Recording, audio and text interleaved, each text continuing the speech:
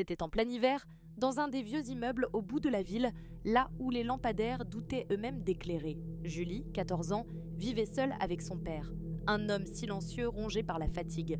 Ce soir-là, un homme sonna à leur porte. Il se présenta comme le fils aîné du père, perdu de vue depuis des années, revenu chercher refuge. Sa voix était basse et son manteau sentait la pluie froide. Personne ne se souvenait vraiment de lui, mais son visage ressemblait étrangement à celui du père.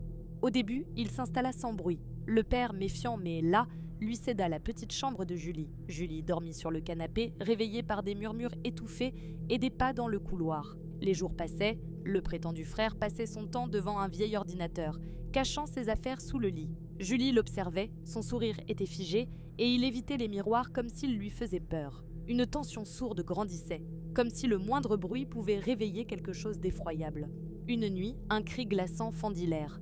C'était la voix du père, tordue par la douleur. Julie bondit, le cœur affolé, et vit son père s'effondrer, une main ensanglantée sur la poitrine. L'intrus, son faux frère, brandissait un couteau. Tout se passa vite. Le père, ancien militaire, repoussa l'assaillant qui tenta de foncer vers Julie. Dans un éclat de rage, le père projeta l'homme dehors, le poursuivant jusqu'au couloir sous une lumière spectrale, pendant que Julie tremblait derrière la porte verrouillée. À l'aube, le calme étranger de l'appartement était revenu, mais il n'était plus jamais le même. Le père, blessé mais vivant, garda Julie près de lui jusqu'au matin. La police retrouva du sang séché et découvrit que le faux frère était recherché dans plusieurs États.